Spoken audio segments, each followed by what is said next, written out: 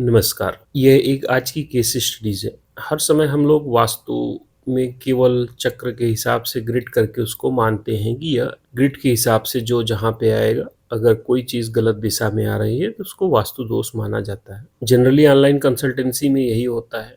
हम एक मैप को और वहाँ की वीडियो फोटो को कंसीडर करते हुए और ग्रिड मैप को देखते हुए हम वास्तु दोष का निरीक्षण करते हैं और उसको फाइंड आउट करते हैं और उसके हिसाब से वहाँ पे हम काम करते हैं। हम लैंड एनर्जी या क्लाइंट भी नहीं चाहता कि वो आप आके चेक करिए, क्योंकि लोग ज़मीन खरीद लेते हैं तब जाके वास्तु कंसल्टेंट को याद करते हैं, या उनको जब कोई समस्या आती है तब वास्तु कंसल्टेंट को याद करते हैं।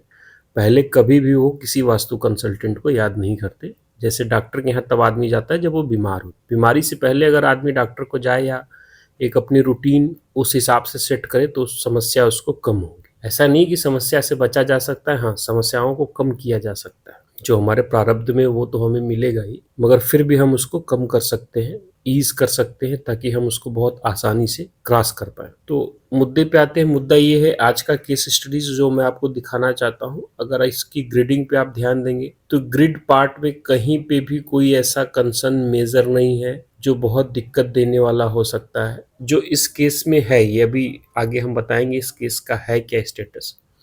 किचन इनका साउथ साउथ ईस्ट में है। पहले हम लोग मैप को डिस्कस कर लें। पहली चीज़, ये नॉर्थ फेसिंग मकान है और किचन इनका साउथ साउथ ईस्ट में है।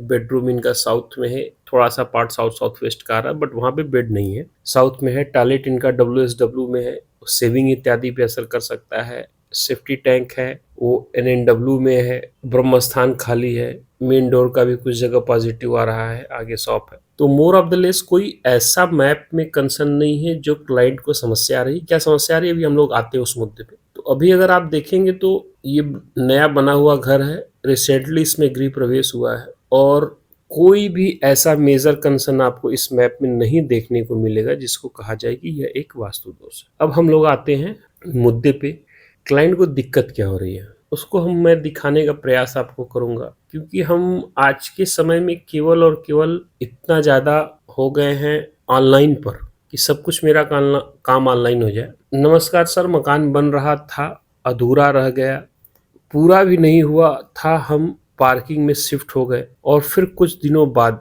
अचानक हस्बैंड चले गए। समझ नहीं आ रहा है, वास्तु के हिसाब से बनाने के बाद भी मुश्किल हुई, पैसे भी ज़्यादा लग गए, कर्जा भी हो गया। सबसे महत्वपूर्ण बात, यहाँ पे जो मेन गार्जियन था वो एक्सपायर हुए।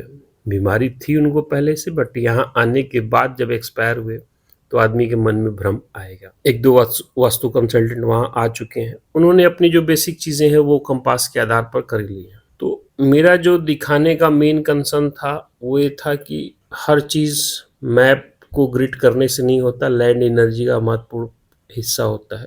जो मेरी ऑब्जर्वेशन इस ज़मीन को लेके है, यह ज़मीन पहले से किसी चीज़ की है और एक बहुत ही इंटरेस्टिंग घटनाक्रम मैं यहाँ पे बताऊंगा। निर्माण कार्य के दौरान यहाँ पे एक सर्प निकला हुआ था जिसको कारीगरों ने मार दिया और मार के फेंक दिया। अब आप उसको कोइंसिडेंट समझें या उसका श्राप समझें या जो भी समझें, फिलहाल जब से यह घर बना है और वो लोग यहाँ शिफ्ट हुए हैं, किसी भी प्रकार का उनको लाभ नहीं है। बाकी बहुत सारी चीज़ें इसमें बताने को जो बताई नहीं जा सकती हैं। तो मैं बार बार यही कहूँगा कि ज़मीन की ऊर्जा पे विशेष फोकस करें। घर बनाने के दौरान जो छोटे छोटे आपको अनुभव हों उनको उन पर ध्यान दें, उन निमित्त पर ध्यान दें। हो सकता है जो आपको अनुभव हो रहा हो उन निमित्तों पे कोई गहरा रहस्य छुपा हो। धन्यवाद।